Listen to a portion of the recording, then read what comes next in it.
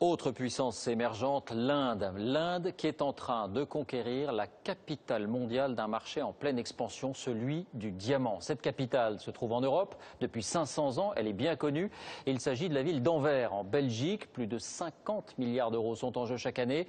Comment et pourquoi les Indiens sont-ils en train de prendre la main? Regardez l'enquête de François Baudonnet et Frédéric Furnement. Ils sont le symbole universel du luxe, de la richesse et du rêve.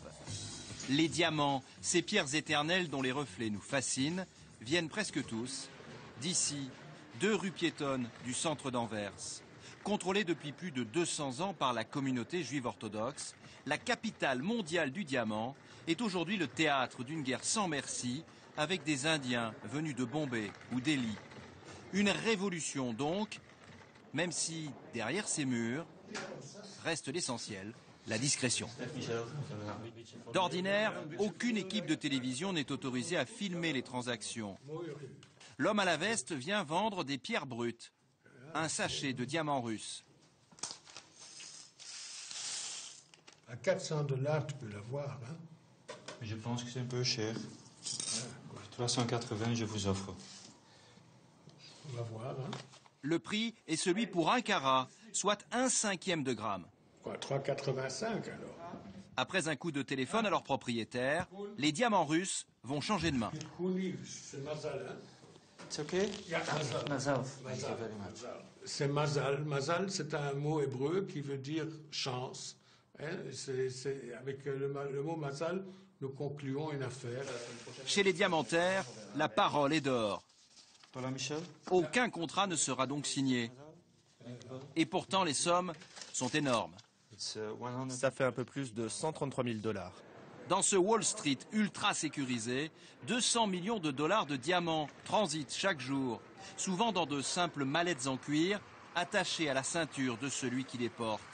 Et ces dernières années, la communauté juive a eu beau résister, elle a perdu la main sur les plus grands diamantaires.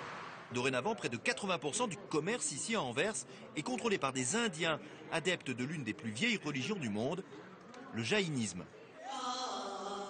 Plusieurs fois par semaine, les diamantaires jaïnes participent à des cérémonies de purification dans leur temple, un édifice monumental bâti en périphérie de la ville belge. Le plus grand au monde en dehors de l'Inde. Les jaïnes sont des non-violents absolus. Leur religion leur interdit de tuer ne serait-ce qu'une plante. Ils ne peuvent pas travailler dehors comme des fermiers, par exemple. Ils pourraient écraser des insectes. Ils ne peuvent pas être cuisiniers, ils tueraient des légumes. Et donc les seuls métiers possibles pour les jaïnes, c'est banquier ou diamantaire. Les Indiens d'Anvers sont donc condamnés à être richissimes. Et ils s'en accommodent très bien. Des centaines de familles de diamantaires jaïnes ont ainsi pris possession du plus beau quartier résidentiel de la cité flamande, dorénavant rebaptisé Little Bombay. Ils vivent en autarcie. Ils sont venus avec leurs serviteurs, leurs meubles. Ils ne mangent qu'indien. En fait, ils ont le moins de contact possible avec le mode de vie européen. En remportant la bataille d'Anvers, les Indiens jaïnes ont renforcé leur position sur un marché stratégique. D'ici 10 ans, le commerce mondial du diamant sera plus étincelant que jamais.